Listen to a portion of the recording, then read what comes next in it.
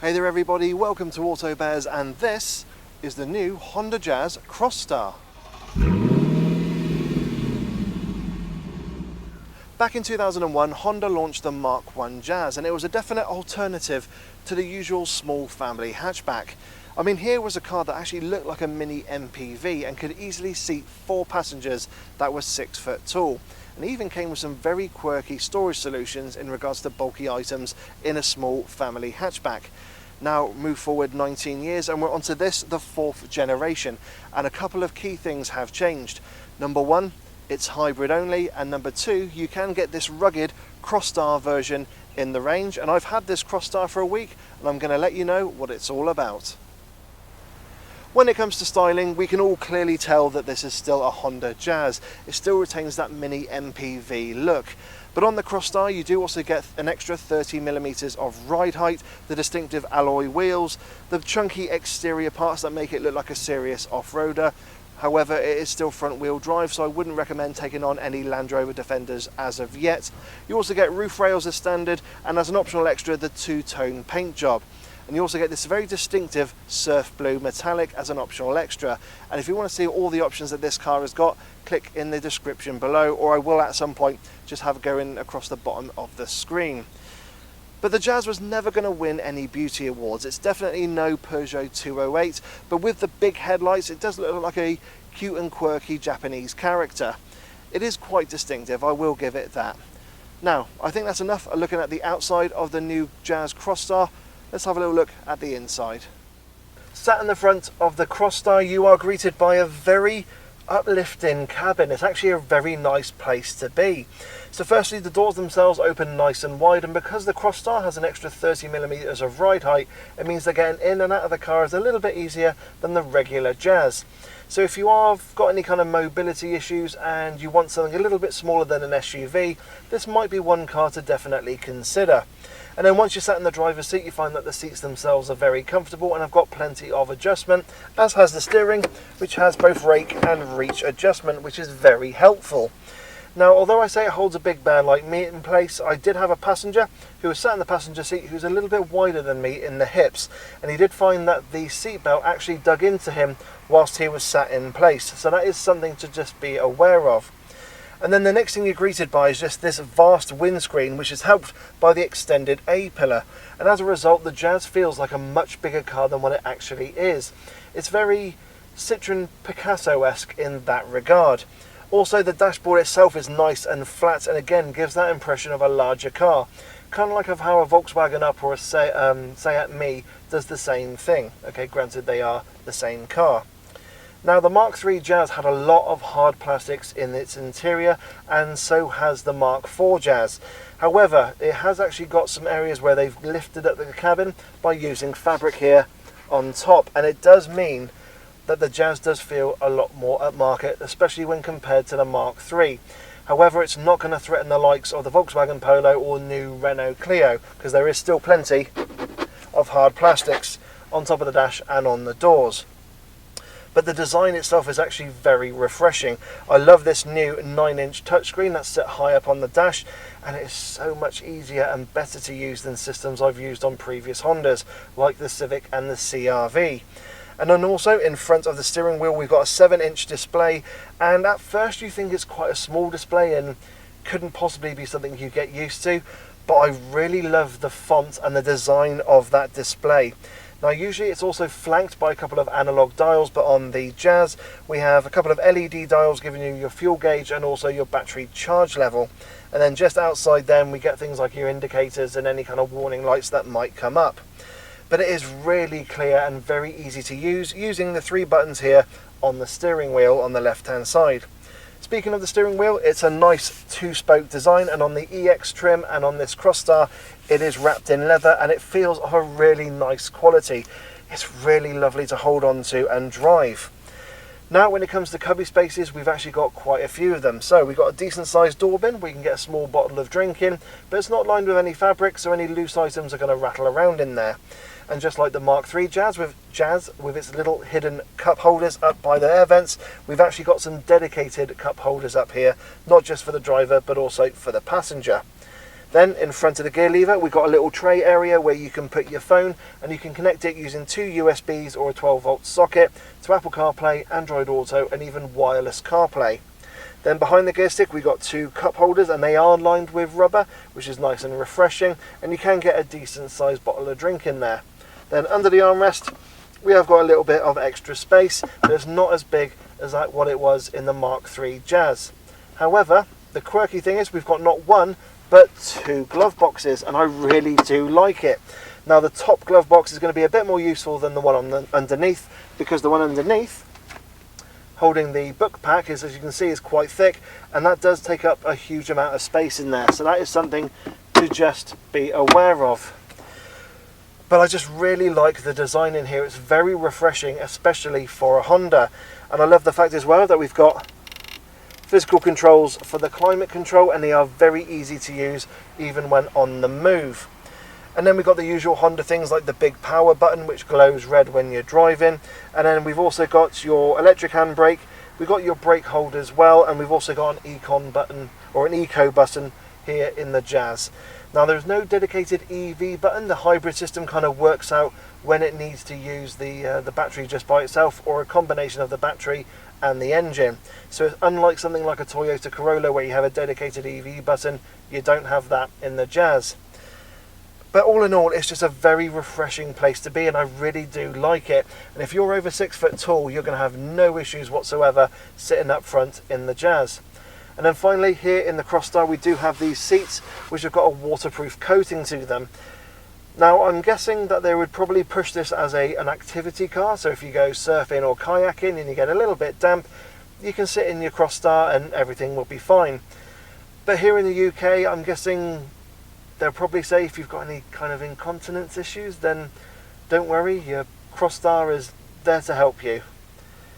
But it is a nice unique feature, and it does kind of promote an active lifestyle. But yeah, that's enough, I think, of the front of the Jazz Crosstar. I think it's time now we have a look at the back. Sat in the back of the Crosstar, as you can see, I've got plenty of room back here. Now that driver's seat is set to my driving position. I'm 5'7" tall and 5'7" wide, and as you can see, I've got a really good amount of knee room, and headroom is really good as well. However, because of that sloping roofline, if you are 6 foot tall, you might find the top of your head just rubbing against the ceiling. But in typical Jazz form, you could easily get 4 adults in the car.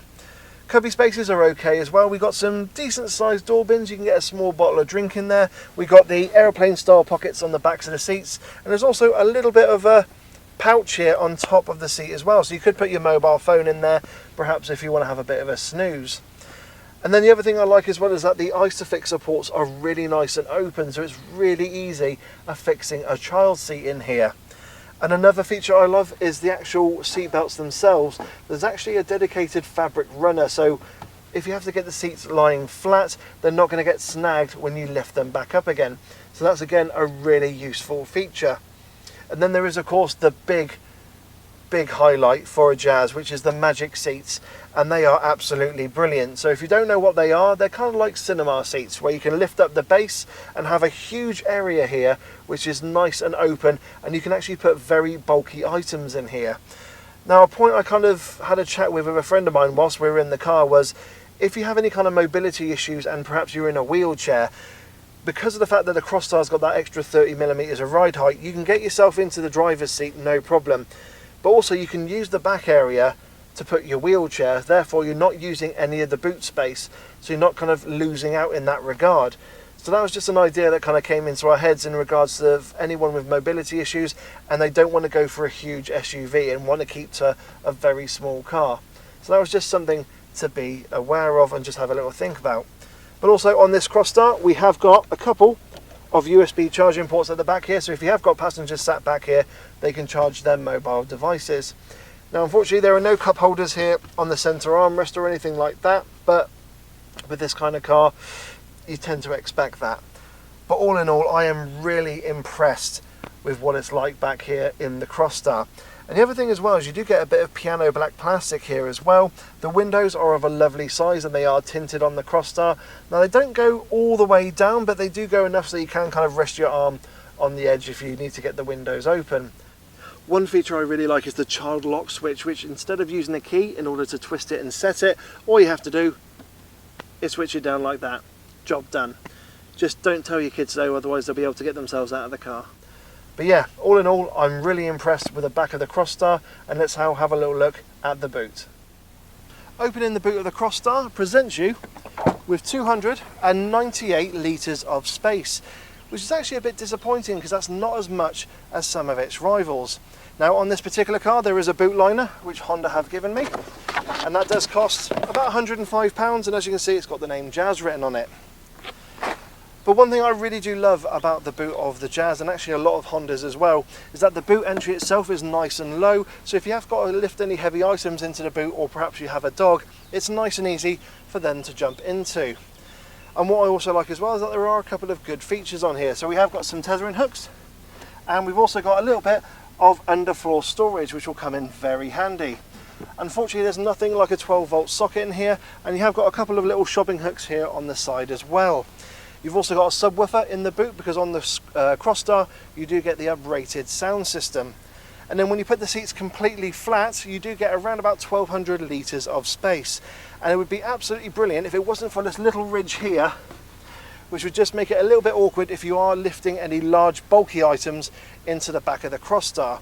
But the great thing about the Crosstar and the Jazz itself is because you've got that mini MPV look, you can get large bulky items into this very big square opening of the car, and that's definitely something a lot of its rivals haven't got.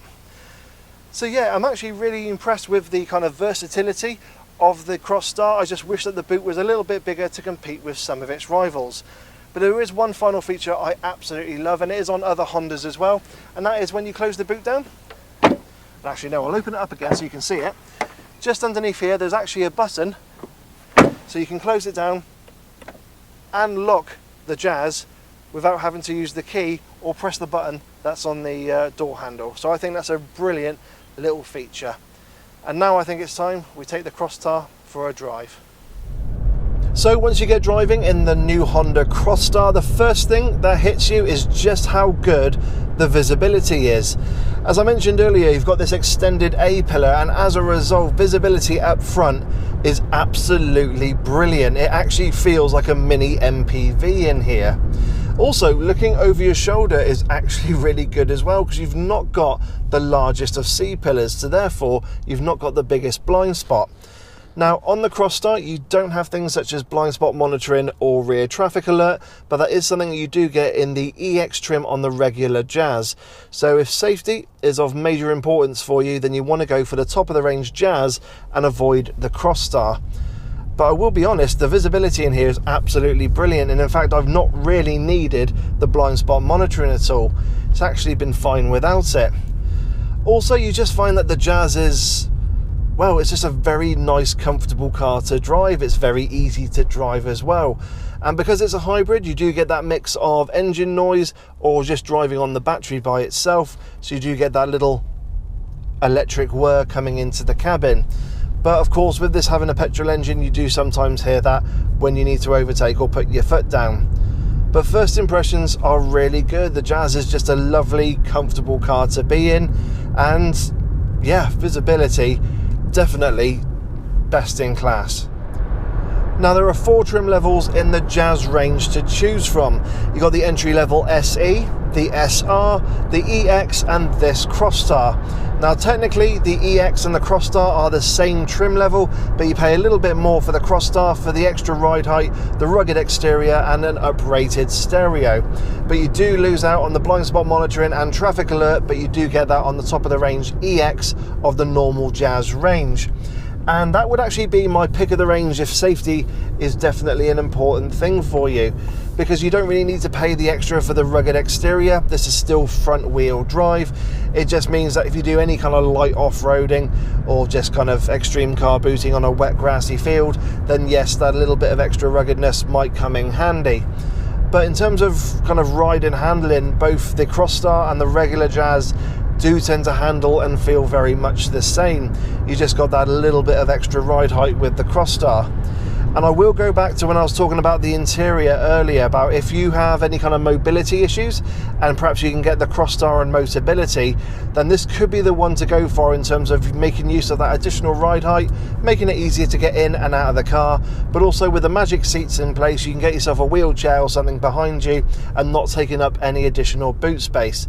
And that's something that could be really important to you if that kind of practicality is one of your priorities on your list. So in terms of a spec level that I would go for the regular Jazz and go for the EX. But if you do need those little extra features and the additional ride height, then the Crosstar could be right up your street. So when it comes to engines, it's really lovely and simple. There is one to choose from. It's a 1.5 litre petrol engine, and in combination with the hybrid battery, produces 107 brake horsepower, but more impressively, 253 Newton meters of torque, which means that this little Honda Jazz Crosstar will get from 0 to 60 in 9.9 seconds, which is actually pretty respectful for a little car like this. In fact, all of the Jazzes will hit 60 miles an hour in less than 10 seconds, which is actually pretty good. Also, the performance itself feels really nice as well. You can definitely feel the torque from that battery giving you a bit of extra boost when you put your foot down. And economy is impressive as well. Now, Honda claim that on a combined cycle I should get 58.9 miles per gallon, and I do believe them because I'm driving along now and I'm getting 59 mpg. So that is actually really good. And even on the motorway, I just got a couple of miles per gallon less, and that was with the radar guided cruise control and air conditioning in full effect. The only thing I would say about this, because it is a hybrid and it has a CVT gearbox, is just drive the Jazz in a nice relaxed fashion. When you kind of put your foot down or when you're accelerating, try not to put your foot down too far with the accelerator pedal. Just allow the Jazz to do its thing, because like all kind of CVTs or eCVT gearboxes, if you need to overtake and you put your foot down, there it is. It goes hunting straight away for the high revs to give you all the power it can so that you can overtake or get away from the lights. But if you just drive the Jazz in a nice relaxed fashion, you shouldn't need to hear that engine drone come into the cabin. But other than that, the engine is actually really nice. It's very frugal, and if economy is important for you, then this is definitely one car to consider and put down on your list for a test drive. So what's the ride and handling like in the Crosstar? Well, to be honest, it's a bit of a mixed bag. See, under speeds of say 25 miles an hour, it's a little bit fidgety and a bit unsettled, and the suspension just doesn't deal with the bumps and imperfections as well as other cars in its class. And if you go over a manhole cover or a pothole, you can get some booms and vibrations resonating into the cabin. But above speeds of 25 miles an hour, it actually deals with those bumps and imperfections a lot better, and it does feel like a very compliant ride. It's a bit of a shame really, because the Jazz is one of those cars that's going to spend a lot of its time in the town centre or just kind of driving about in town. It's not really one you're going to have on the motorway. But other than that, it's absolutely fine. I mean, it is comfortable enough. The seats themselves are also comfortable, which is an added bonus. But I'm just a little bit disappointed that that low speed ride wasn't as good as expected. Cars like the Ford Fiesta and Volkswagen Polo definitely have nothing to fear from this new Jazz. When it comes to the handling in the Crosstar, that's actually pretty good. The steering has got a nice amount of weight and feel to it, and the steering wheel itself, as I mentioned earlier, does feel good in your hands. Now, it's not a very sporty car. In fact, it's not sporty at all, so it's not going to worry the likes of the Ford Fiesta and Seat Ibiza. But in terms of everyday driving, it's absolutely fine, and you can pretty much feel what the front tyres are doing when you need it to. And what I like as well is it actually feels like this has got a really good turning circle. As you can see here, I'm just whipping it around a couple of streets as I'm kind of doing a U-turn in Milton Keynes, and it felt really easy doing it. So in terms of the handling, it's actually pretty good. Now, as I mentioned, of course, it's not sporty. There is a little bit of lean in the corners, but then again, this is quite a tall car, so you kind of expect that. but if the suspension was any stiffer, of course then it would affect the ride and it would be a bit worse. Now, with my time in the Crosstar, I have come across a couple of little niggles, and I wouldn't be doing my job if I didn't tell you about them. And they really are just little niggles. So firstly, we've got a vanity mirror, but we've got no vanity light. Secondly, although I said earlier that these seats are very comfortable, I just think that if they had the option, or if they came with lumbar support, that would just benefit a few extra people who would be considering this car, because the seats themselves are comfortable, but I know having that lumbar support will just go that little extra mile.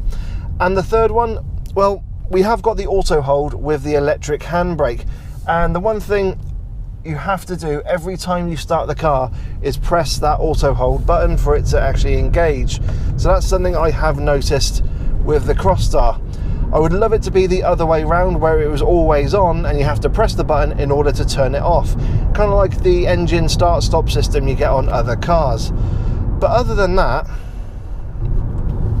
that's really it. I've really not come across any major issues at all with the Crosstar.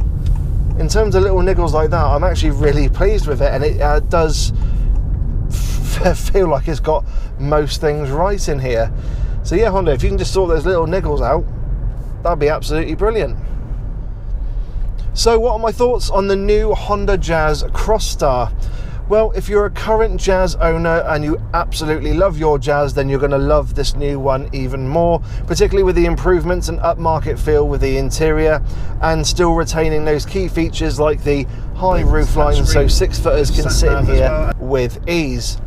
Now, it is let down a little bit and it doesn't really threaten the class best when it comes to the ride, but the handling is much more improved, and the fact that it only comes as a hybrid could deter some people if they're not ready to switch yet, but the fact is it's a very economical and frugal car.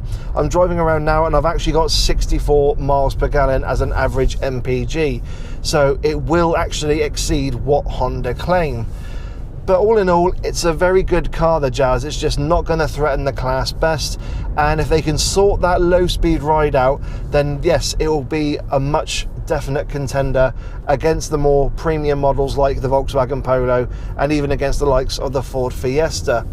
But they've got the handling right, they've got the practicality right, although I do wish it had a slightly bigger boot. But all in all, it's a good car, but it's just not a great car. Not yet anyway. So everyone, I hope you've enjoyed my review of the new Honda Jazz Crosstar.